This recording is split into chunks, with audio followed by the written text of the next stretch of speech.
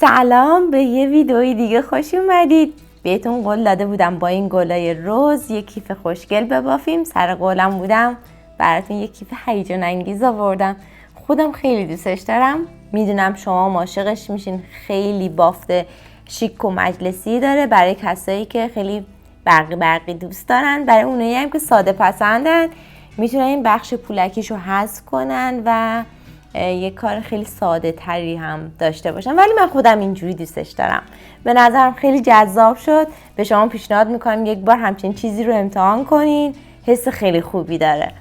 فقط در مورد این کیف بگم، توی این ویدیو با همدیگه نحوه بافت کفی به این خوشگلی رو یاد میگیریم و اینکه چطور با این نخا کار کنیم، چون این نخا همطور که میدونی کمی بین بافندا به عنوان یک نخ سخت و بدقلق معروفه. اما خب توی این ویدیو یه سری قلق و ریزکاری گفتم که با اون قلقا اگر رعایتش کنین یه بافت خیلی روونتر و راحت‌تری خواهید داشت. اما واجبه بگم که نتیجه بافت این نخ واقعا عالیه. یه بافت که ایستایی خیلی خوبی داره. ببینین ایستادگی این کیف خیلی خوبه، حس حصیری خوبی داره و خیلی هم جوندار و چطور بگم دیگه، چه تعریفی کنم ازش که خوبیای نتیجه این نخ رو بهتون انتقال بدم دیگه نمیدونم، ولی خودم عاشقش شدم، عاشق نتیجه کارشان. درسته خیلی سخت کار باهاش، ولی نتیجه خیلی دلچسب و جذابی داره. و اینکه این گل رو من قبلا بهتون آموزش دادم، 0 تا 100ش رو توی یه ویدئوی دیگه مفصل گفتم. تو قسمت دیسکریپشن حتما لینک این گل رز رو گذاشتم، بریم ببینین، یا انتهای این ویدئو هم لینکش رو گذاشتم، اونجا هم میتونین بریم ببینین. و توی این آموزش، توی این ویدئو شما نحوه بافت کفی به این ترتمیزی رو یاد میگیرین، کفی بیزی رو یاد میگیرین، بافت بدنه رو یاد میگیرین، ریزکاری و تمیزکاری یک کیف رو یاد میگیرین و اینکه چطور این حالت قشنگش رو به دست بیارین. نکته‌ای که توی این ویدیو قبل از اینکه با همدیگه آموزش رو ببینیم، من بهتون بگم که 2 کلاف از این نخ، این کلافی 200 گرمه، حدود 300 گرم از این نخ احتیاج داریم. ببین از کلاف دوم یه مقدار برام باقی مونده و یه کمی هم از نخ پولکی اگر دوست دارین که کار گل رزتون پولک داشته باشه. اگر نمیخوایم پولک داشته باشه که به صورت ساده هم میتونیم ببافیم. حالا نمای سادهش هم ببینین، سادهش هم خیلی جذاب میشه به نظرم، ولی این خیلی مجلسی تر و ناناستره، ولی دیگه خودتون میدونین و سلیقتون. خب حالا بریم با هم دیگه ویدیو رو ببینیم. امیدوارم از ویدیو خوشتون بیاد. از توضیحاتم مشخصه، من قرار با این نخ ببافم که البته شما با هر نخی که دلتون بخواد و دوست داشته باشین میتونین اجراش کنین. من هدفم از انتخابش همونطور که گفتم ایستایی کار بود. اگر میخواین به این اسکلت و ایستایی برسین، شما مثل من باید از این نخ ببافین. حالا توی باف بهتون نشون میدم که چیکار کنین قلقش رو بگیرین. یه دونه مارکر رنگ مخالف میخوایم، 4 تا هم مارکر یه رنگ دیگه که قابل تشخیص بشه واسهتون و قلاب متناسب با نختون. من برای این نخ قلاب شماره 4.5 میل رو دارم انتخاب میکنم و با این قلاب میخوام ببافم. خب من این باف رو از قبل اجرا کردم، خب برای اینکه هم یه تست بگیرم ببینم اون جور که میخوام میشه یا نه. شما فقط ببینین وقتی روی کار دقت کنین میبینین که اون ایستایی خیلی خوبشو داره که جز این نخ من فکر نکنم نخ دیگه این ایستایی لازم رو به کار بده. خب این از این. حالا بریم با هم دیگه بافت کفی رو بهتون بگم به چه شکلی به بافه. ببینم همونطور که میبینین خیلی مرتب و تمیز اجرا شده و هیچ درز و خطی هم نداره کار. با هم دیگه کفی رو ببینیم. من تاکید میکنم، ببینیم من که گفتم نمونه کوچیک‌ترش رو میخوام ببافم، منظورم این قسمت فاصله تکرار شونده است، ولی اصول بیزی، بافت بیزی همه جا یکیه و توی این بافتی هم که الان میخوام بهتون نشون بدم دقیقاً یکی، تغییر نمیکنه فقط میخوام که زودتر به مرحله بعدی بافت برسیم. واسه همین من دارم یه بافت نمونه واسهتون میزنم که ببینین کارو. برای بافت خودم اینی که اجرا کرده بودم 1 متر در نظر گرفتم و این زنجیره اول رو بافتم. شما میتونید به صورت رج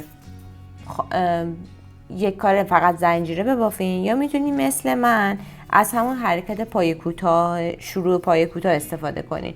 من 1 متر براش نخ اضافه در نظر گرفتم. خب 1 متر در نظر گرفتم و بعد شروع کردم به بافتن. حالا واسه نمونه کوچیک‌تر من کوچیک‌تر در نظر میگیرم. خب ببینین یکی از قلق‌ها این بود که قلاب شماره بزرگتر بگیرم و قلق بعدی این که اصلاً به دستم فشار نیارم. ببین خیلی شل و آزاد، اصلا قرار نیستش که خیلی زور بزنیم یا خیلی فشار بیاریم. طبیعیه که توی رج اول فشار به دستتون بیاد و یا یه ذره سختی کار بیشتر باشه. پس توی رج‌های شروع و اول کاملا یه چیز مسئله طبیعیه و هیچ مشکلی نداره. توی رج‌های بعدی خیلی کار روونتر و راحت‌تر میشه.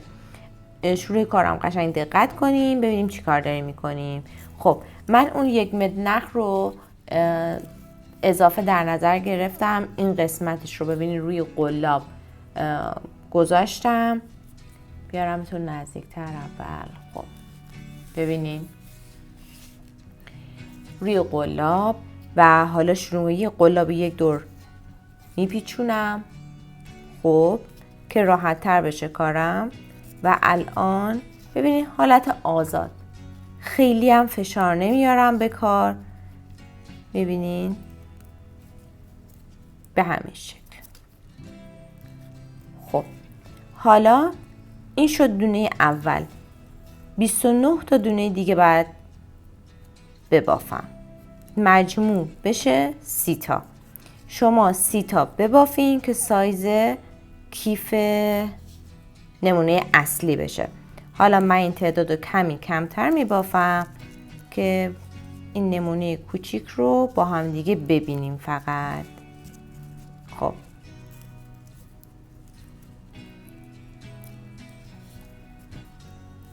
این از این. اصلا قرار نیست من به دستم فشار بیارم. قسمت سرشونه هامو خیلی آزاد نگه میدارم. سعی میکنم به هیچ قسمت از بدن من فشار نیاد. نخ خشکی هست قبول دارم ولی اونقدر هم آزاردهنده نیست. اتفاقا نتیجه کارتون خیلی عالی میشه. حدود 30 تا دونه باید ببافم. بعد از اینکه من 30 تا دونه رو بافتم، حالا یه ذره اضافه تر ببافم که بافت بهتر خودش رو براتون نشون بده. خب به فرض که این 30 تا دونه بافت انجام شده. خب ببینین یه دونه زنجیره می بافم، زنجیره تک، یک زنجیره تک بافتم. روی این خونه اول میبینین پای کوتاه می بافم. پای کوتاهی که داریم می بافیم بچه سعی کنین خیلی کیپو با فشار نبافین. خب این کیپ بافتن و سفت بافتن باعث میشه که جلوتر بافتتون سخت باشه، قلاب سخت بره و نخ سخت رد بشه ازش و همین باعث میشه که بهتون فشار بیاد. شل بافتن این نخ بافتتون رو دفرم و زشت نمیکنه. به اینا همه توجه کنین و یه بافت خیلی سبک خواهید داشت. و شروع میکنم به زنجیره بافتن. این رج کامل این نوار رو من زنجیره میبافم بدون اینکه هیچ فشاری به دستم بیارم. این از این. فقط روی تک تک دونه ها پای کوتاه میبافم. ببینین این پای این قسمت و اینم این قسمت. یک ردیف این سمته که بافت بیضی کامل قشنگ شکل بگیره.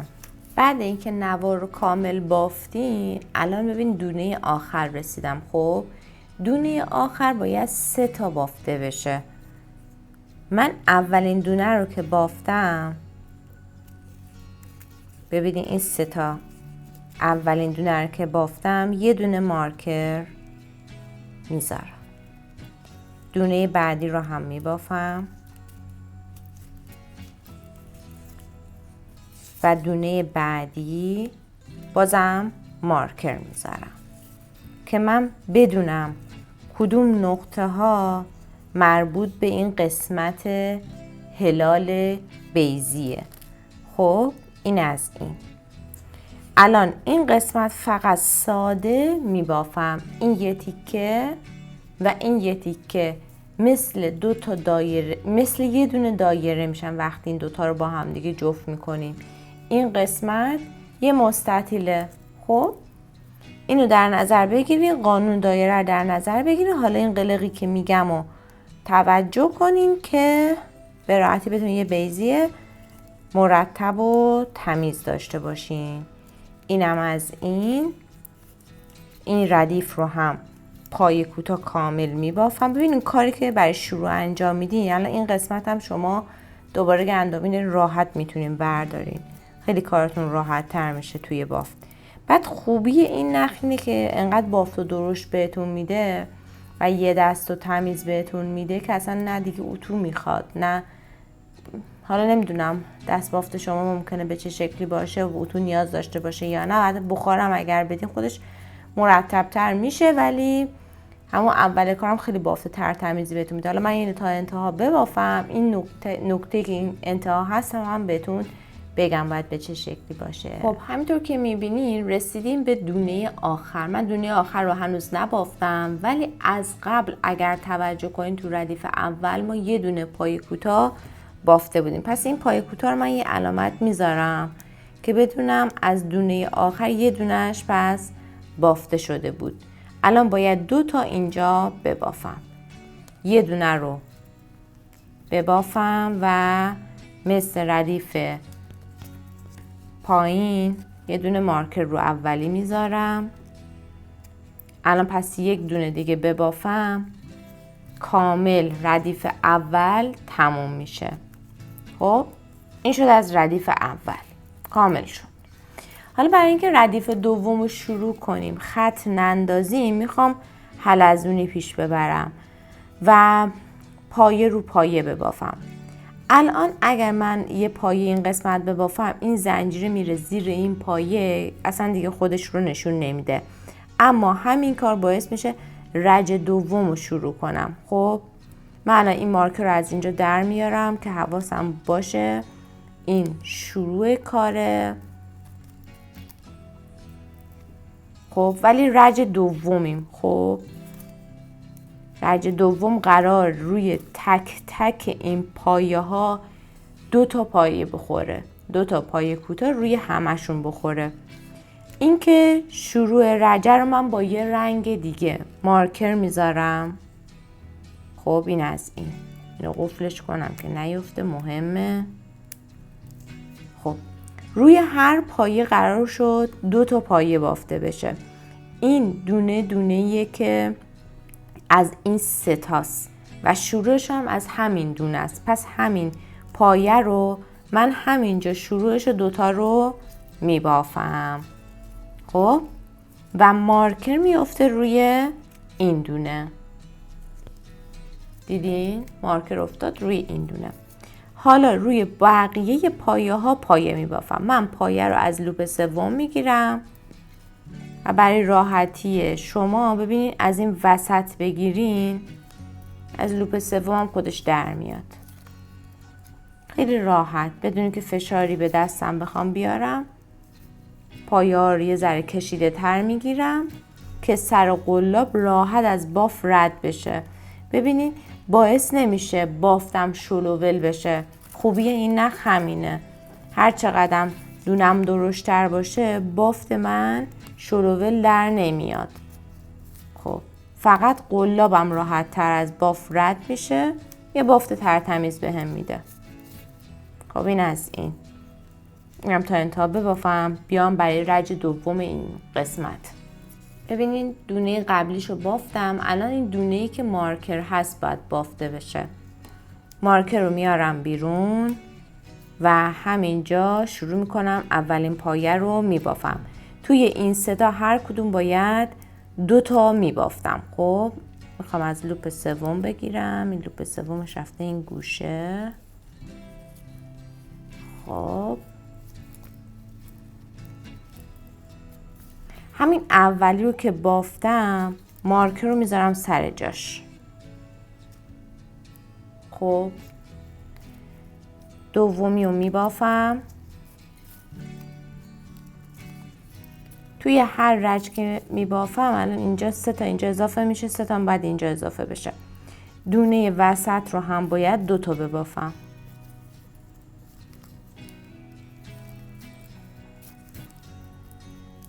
یک،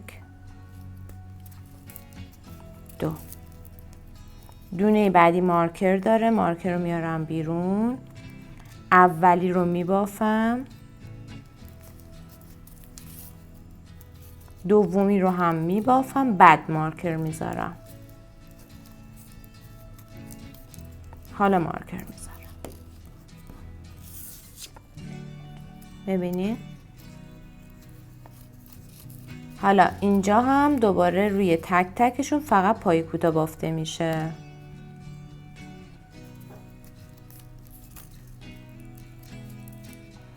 از لوپ سوم برمیدارم. ببینید لوپ سوم منظورم به اینه دیگه، اینقدر توی ویدیوها گفتم که دیگه خیلی تکراریه برای همه.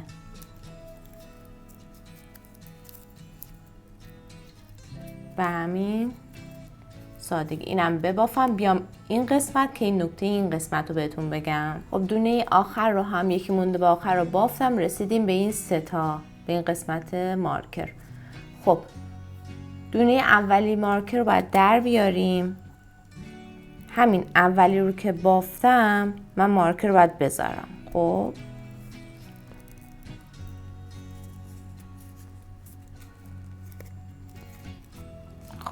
این اولی مارکرش رو میذارم. پای دومش هم ببافم.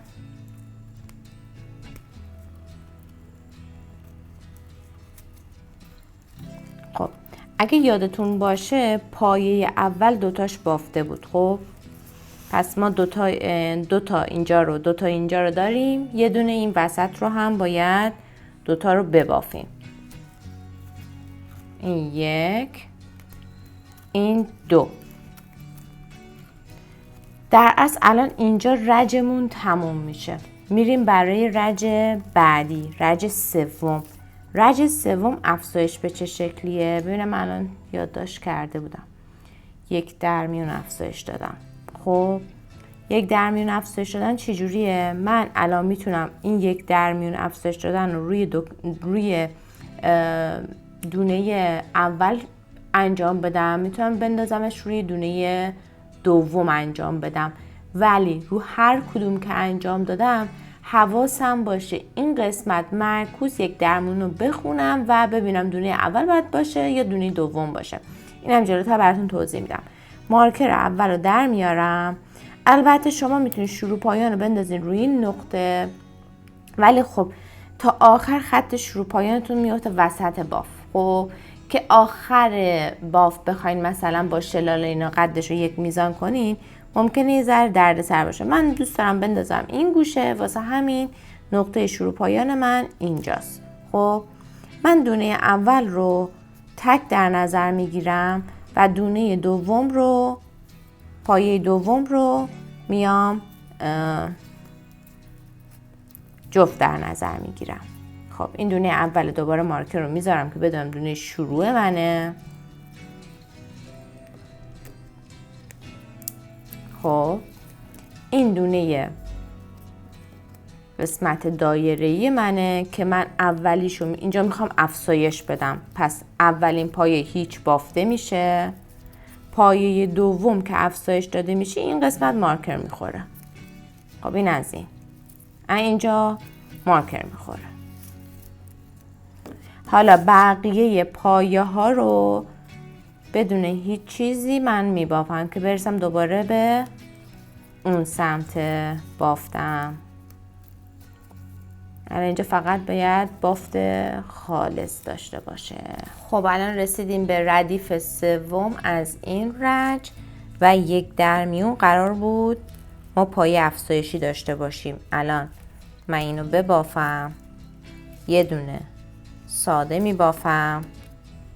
ساده که میگم یعنی یه دونه ای. حالا توی پایه بعدی 2 تا میبافم. خب این از این. پایه بعدی یکی میبافم. پایه بعدیشم 2 تا میبافم. این یک، اینم 2. بعدیش یه دونه و بعدیش 2 تا. این یکی،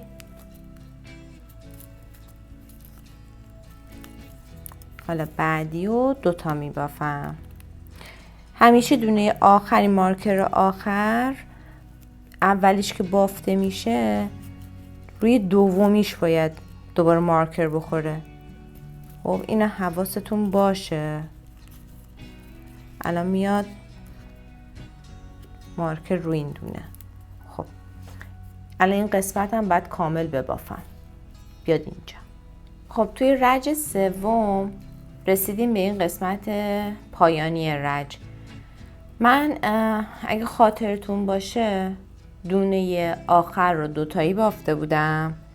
دونه قبلش رو یعنی دونه شروع رج رو یه دونه بافتم. حالا میام حساب میکنم. این میشه 2 تا، این میشه یکی، این میشه 2 تا و این دونه‌ای که مارکر داره میشه 1. پس میام یه دونه میبافم اینجا. یه دونه که بافتم مارکر رو همینجا میذارم که برای رج 4 بازم بدونیم افزایش و کاهشمون از کجا شروع میشه. کاهش که نداریم، افزایش. خب ببینین الان اون یه دونه ای بود، این باید بشه 2 تا. این 1، این 2. خب بعدی 1، بعدی 2 تا. 2 تا ببافم این رج تموم میشه. میریم برای رج 4.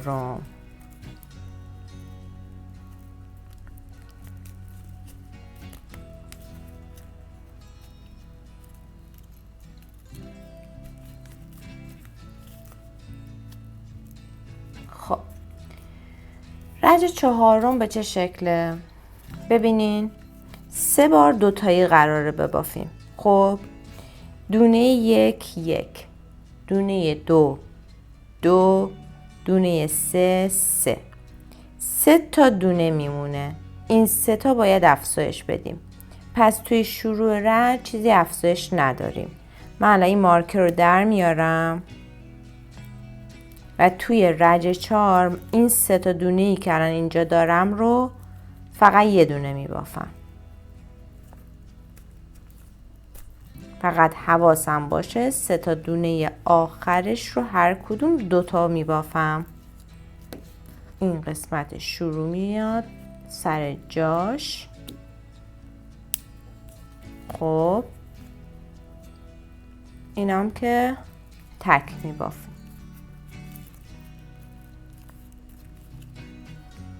این برای همه بیزیا نیست، فقط چون میخوام حالت کیف رو به این شکل در بیارم افزایشش رو دادم این گوشه بالا. میشه مثل حالت دایره هم اجراش کرد. خب مثل قانون دایره 2 تا در میون باید افزایش میدادیم. خب این همون دونه‌ایه که باید الان مارکر بشینه و باقی پایه ها باید عادی بافته بشه. خب رج 4 قرار شد 3 تای اول ساده افزایش داشته باشیم. ساده. خب اولی رو میارم بیرون.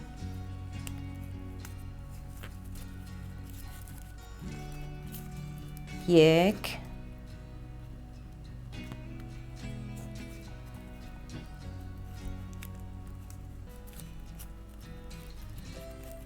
دو،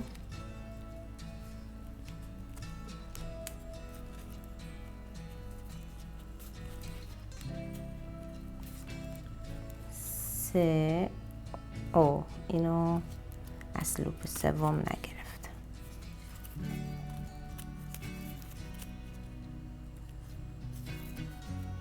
خب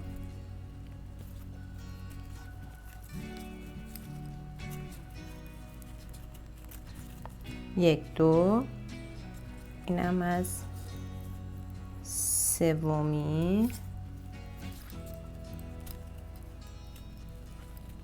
دیگه رجای سختش گذشت، از این بعد دیگه همش آسون تر میشه. خب 3 تا تکی بافتیم، 3 تا الان باید 2 تایی ببافیم.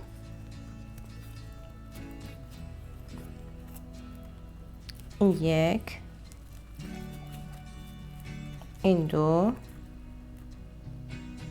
بعدی هم یک، دو، یک، دو و بعدی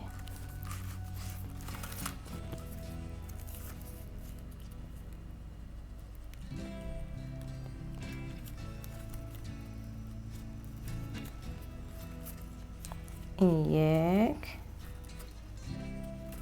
اینم دو.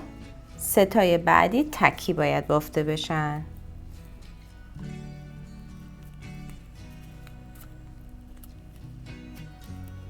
این یک،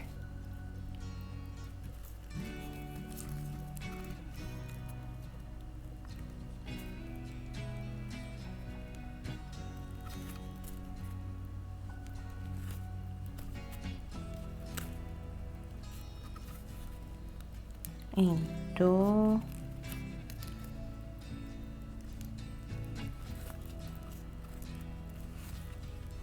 خب مارکر بره سر جاش و باقی باید ساده فقط پای کوتاه اجرا بشه.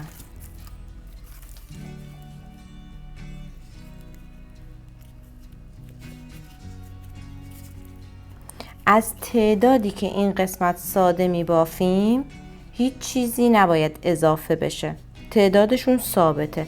فقط دونه های این قسمت، ببین دونه های این قسمت و این قسمت اضافه میشه، اینا همه ثابته. اینو میبافم، میام این قسمت رو هم بهتون بگم و بریم برای ادامه بافت. از قسمت پایانم باید 3 تا دونه اول رو تکی ببافیم. مارکرش رو در آوردیم، اینم بره درست سر جای خودش. 3 تای اول تک، یک، دو، سه. 3 تای باقی مونده باید 2 تایی بافته بشن. ببینید این نقطه 2 تا، یک،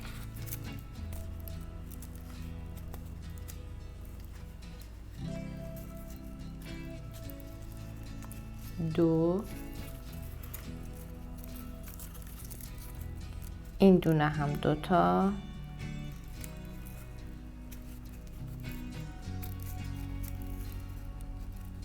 یک،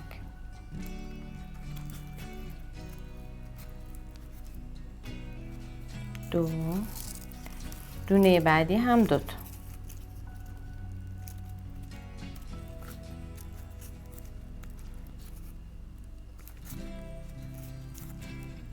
این خط شروع پایان.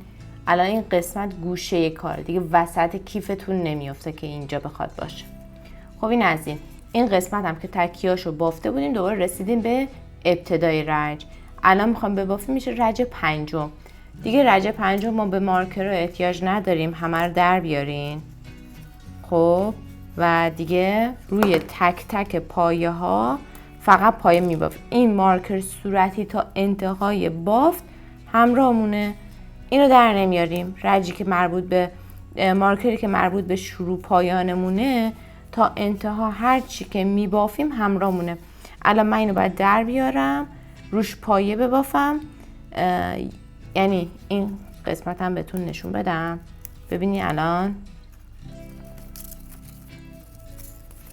خب اینی که در آوردم الان یه دونه پایه بافته میشه.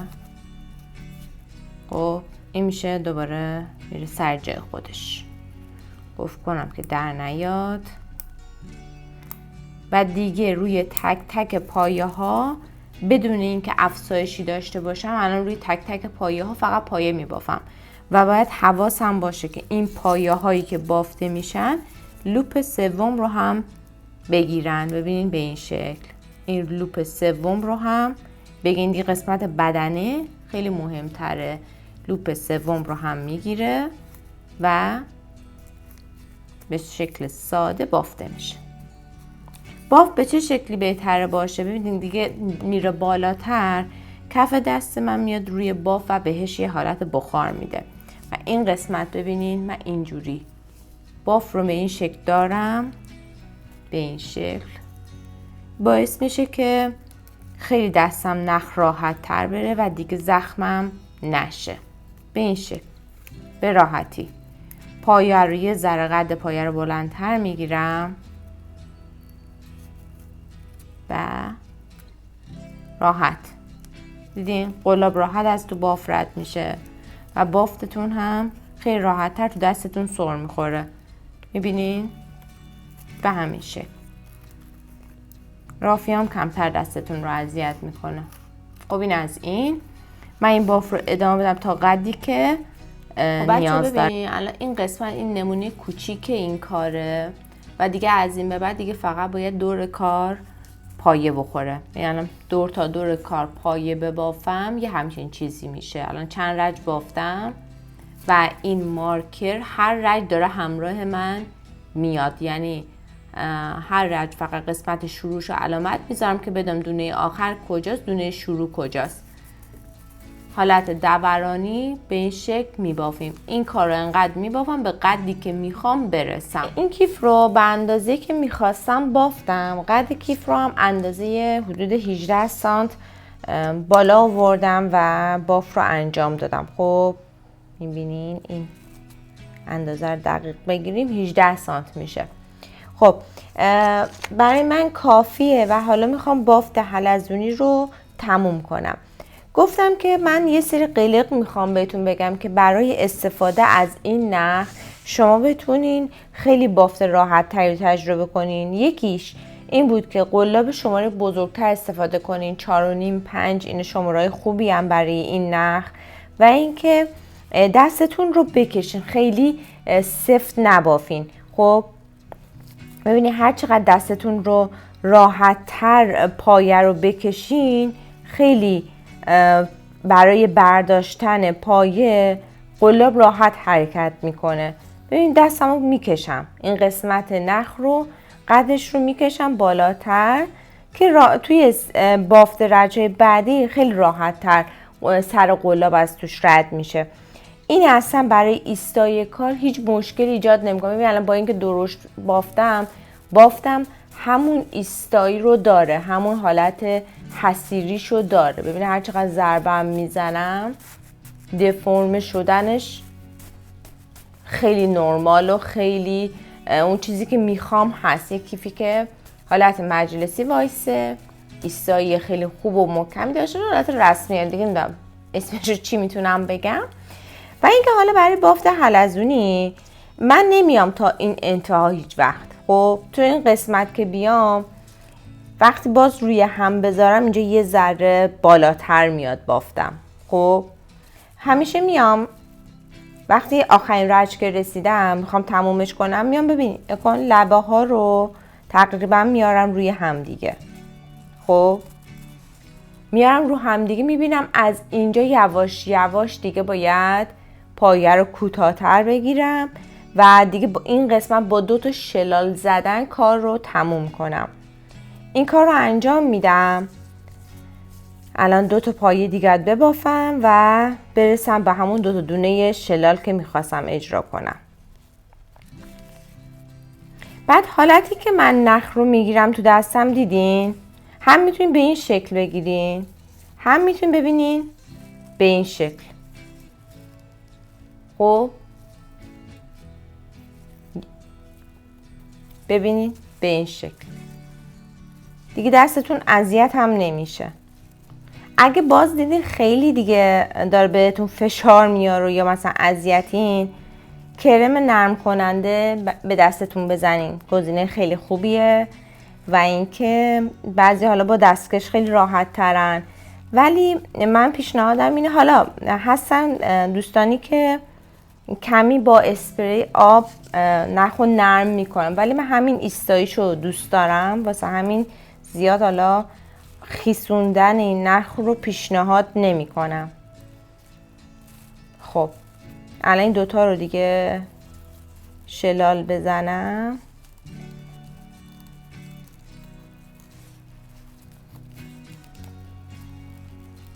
به اون چیزی که میخواستم میرسم. خب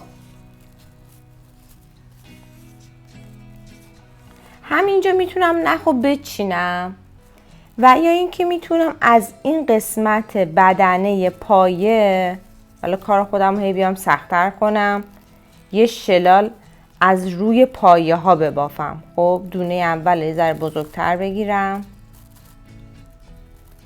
و از ببینین قلابو میبرم زیر پایه، میبینین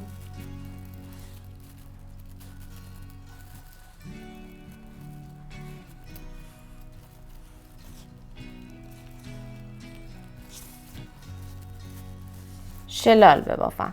این لبه که یه همچه حالتی میگیره. خب کارتون خیلی حالت یه لبه‌ای پیدا میکنه کارتون. الان همونطور که میبینین لبه های کار شلال بافته شد و الان دیگه میتونیم بریم برای بخش دسته و گلی که قرار بود به کیف وصل کنیم. نگاه کنید این گل رو من از قبل بافتم. شما میتونید هم به صورت ساده و هم به صورت پولکدار این کار رو اجرا کنیم. بافت پولکدارش هم فقط کافیه که شما همین نخ رو با یک نخ پولک درشت روسی یا هر نخ پولکی دیگه‌ای که دارید میکس کنین و این گل رو با این لینکی که این بالا میذارم بر اساس این ویدیو ببافین. این گل رو قبلا توی کانال آموزشش رو گذاشتم، کافیه که فقط روی این لینکی که این بالا براتون گذاشتم یا توی کپشن توی دیسکریپشن لینک رو میذارم، اونجا لینک رو بزنیم و ویدیوش رو ببینید. ویدیوی مفصل مرحله به مرحله با جزئیات کامل براتون توضیح دادم. همون الگو رو پیش ببرین، این گل رو میتونین ببافین. بعد از اینکه این بافت انجام شد، این گل رو به این شکل به کار میدوزم. یعنی قبل از اینکه این نخ‌ها رو پنهون کنم، این نخ‌ها رو نگه میدارم و با همین نخ‌ها این قسمت از داخل این قسمت کیف رد میکنم و دوخت گل به کیف رو تموم میکنم. من البته میخوام از قسمت پایینی یه ذره فاصله بدم و به قسمت بالا یه ذره اضافه کنم به این شکل. خب همطور که توی تصویر میبینید و همینطور هم 2 تا دسته برای این قسمت در نظر گرفتم که به این شکل میخوام دسته کیف رو هم وصل کنم. این کار رو هم از داخل کوک میگیرم و با همین نخ به صورت رفت و برگشتی این قسمت از داخل، از نوارهای داخل کار این کار رو میدوزم. ببینید الان من بهتون نشون بدم. ببینید نخ رو کافیه که از این قسمت رد کنین. خب از 2 تا نخی که داخل کاره باعث میشه بیرون کار اصلا هیچ دیدی نداشته باشه. نخ رو از همینجا رد میکنیم و به کار میدوزیم، حالت رفت و برگشتی. خب 2 تا دسته کیف به سلیقه خودتون، هر دسته‌ای که برای کیف گرفتین میخواین مگنت بزنین، میخواین زیپ بدوزین یا آستر بدین، دیگه به ویدیوهای قبلی که من آموزش رو گذاشتم میتونین ببینین و به همون ترتیب زیپ و آستر رو هم بدوزین. این شد از این. حالا من این کارا رو انجام بدم و نتیجه کار رو هم بهتون نشون بدم به چه شکلیه. این قسمت روی کار منه و الان فقط کافیه من با قلاب این نخ‌ها رو از این سمت ببینین به این شکل این نخ‌ها رو در بیارم و 2 به 2 به هم دیگه فقط گره بزنم. همین، یعنی دیگه هیچ کار دیگه ای ندارم. به این شکل این نخ رو به این قسمت و این نخ رو هم از این سمت در بیارم، از این داخل گره بزنم و دیگه تمام. میخواین یا آستر هم میتونین بدوزین، همینطور که گفتم دیگه اینا میشه سلیقه کارتون. و اما اینم از نتیجه کیفمون. همونطور که میبینین دسته ها رو وصل کردم.